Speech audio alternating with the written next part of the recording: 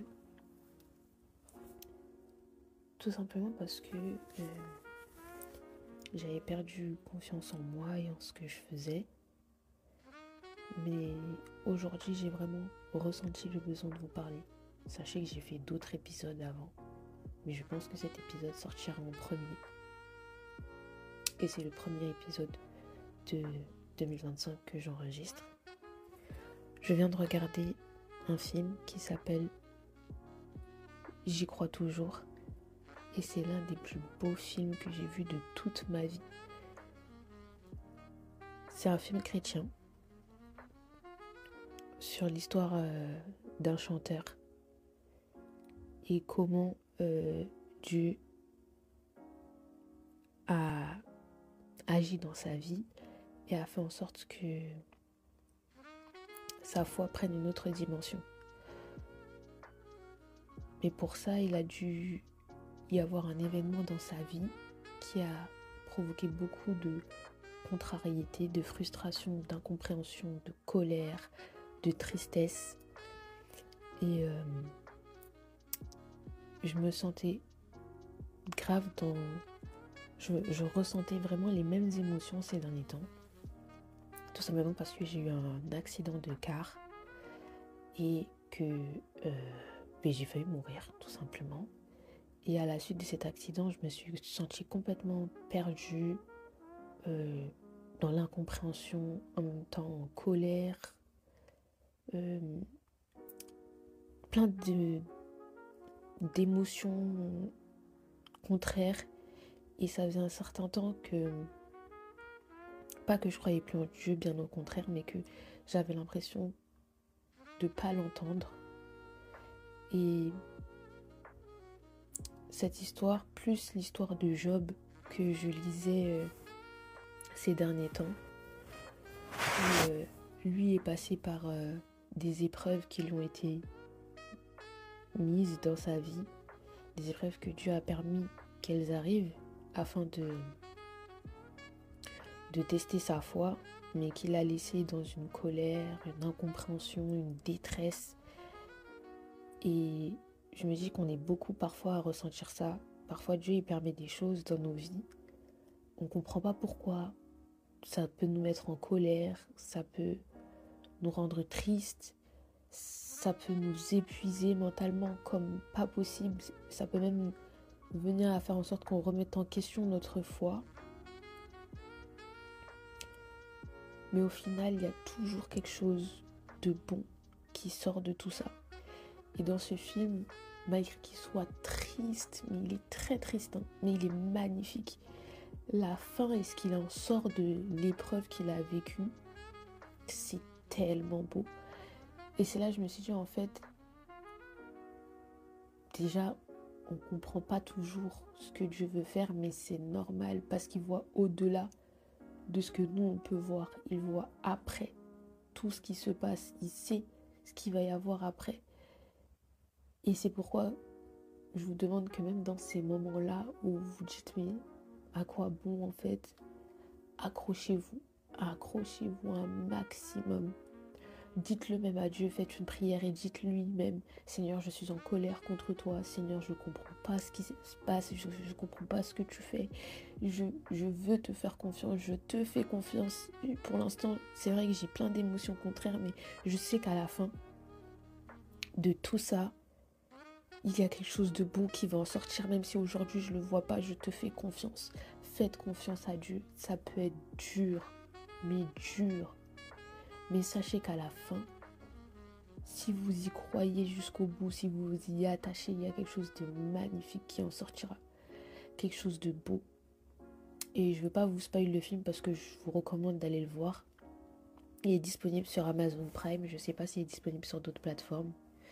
Mais pour l'histoire de Job, à la fin, Dieu lui donne le double de ce qu'il avait perdu.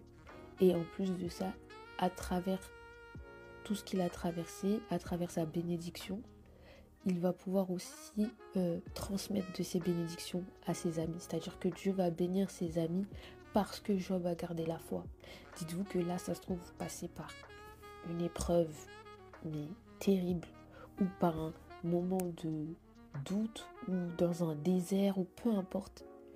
Mais sachez que lorsque vous allez en sortir, la beauté de votre réussite face à tout ça, elle sera tellement étincelante que ça créera d'autres futurs étincelements, si c'est comme ça qu'on peut dire. C'est-à-dire que d'autres personnes verront à quel point Dieu brille à travers de vous et ils chercheront aussi à acquérir cette lumière et ça créera plein de petites lumières comme un ciel étoilé en fait.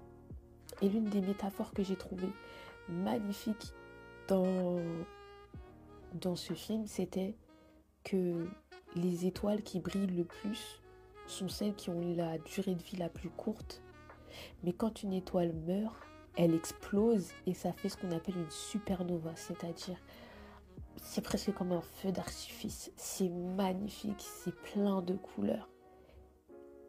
Et pourtant c'est quelque chose de triste, une étoile qui meurt, mais la fin est magnifique et ça crée plein de petites étoiles à côté au final.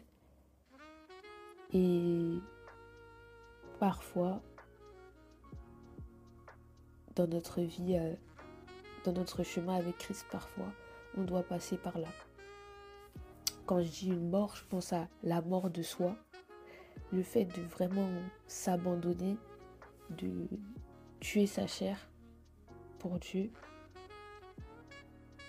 Et au final, notre mort créera la vie en nous, mais ça créera la vie dans d'autres personnes, dans notre entourage, dans des gens qui nous verront au quotidien et qui verront à quel point Dieu agit dans notre vie. Et du coup, voilà. C'est ce que je voulais vous dire. Dites-vous, j'enregistre même pas avec mon micro de podcast parce que ça m'a pris comme ça. Et je pense que c'était important que vous l'entendiez. Je pense même pas que je vais faire d'édit comme d'habitude. Je laisserai tous les blancs et tout le reste. En tout cas, j'espère que ça touchera les personnes que ça devra toucher. Sachez que vous n'êtes pas seul. Sachez que Dieu ne vous a pas abandonné, même si vous ne l'entendez pas, même si vous avez l'impression de ne pas le voir, il est là. Continuez à chercher, continuez à le demander, continuez à prier, continuez à lutter, à lire, à jeûner. Ne lâchez pas, ne lâchez pas. Parce que Dieu n'est pas un homme, Dieu n'est pas faillible. Il finira par vous montrer que vous aviez été écouté. Voilà. Je pense que je vais finir par une petite prière. Seigneur mon Dieu, parfois il arrive des choses que l'on ne comprend pas. Tu permets des choses qui créent des émotions très fortes et parfois négatives en nous parce que on n'a pas ta sagesse, on n'a pas ta connaissance, on n'a pas ton omniprésence, ton omnipotence et ton omniscience. Alors des fois oui, on se frustre, on se met en colère, mais j'aimerais te demander pardon pour toutes les fois où c'est arrivé et potentiellement où ça arrivera. Mais sache que je crois en toi. Je crois que chaque chose que tu fais, c'est pour une bonne raison. Et que même si dans la vie de cette personne qui m'écoute, elle a l'impression que c'est le chaos total ou que ça ne va pas ou que ça n'a aucun sens, qui se sent perdue, désemparée, en colère, triste, qui ressent toutes ces émotions négatives parce qu'elle ne comprend pas forcément la trajectoire que tu essaies de donner à sa vie. Permets-lui de voir qu'elle peut te faire confiance. Montre-lui vraiment, Seigneur, que si elle ne te lâche pas, ça en vaudra la peine, que ce sera la chose la plus magnifique qu'elle verra de sa vie. Le fait qu'elle puisse voir ton pouvoir dans sa vie, Seigneur, et que les autres, par la suite, puissent voir ton pouvoir dans sa vie, Seigneur. Ne permets pas qu'elle puisse abandonner ou qu'il puisse abandonner, Seigneur mon Dieu. Donne-nous la force, éternelle des armées, de toujours rester accroché à toi, même si on ne comprend pas toujours tes desseins, Seigneur. Éternel des armées, je te remercie pour tout ce que tu fais qu'on ne voit pas, tout ce que tu fais qu'on ne sait pas, tout ce que tu dis qu'on n'entend pas. On ne comprend pas toujours, mais toi, il y a des choses que tu as vues, des choses que tu as entendues, dont nous ne sommes pas au courant. Et c'est pour cela que les choses se passent ainsi.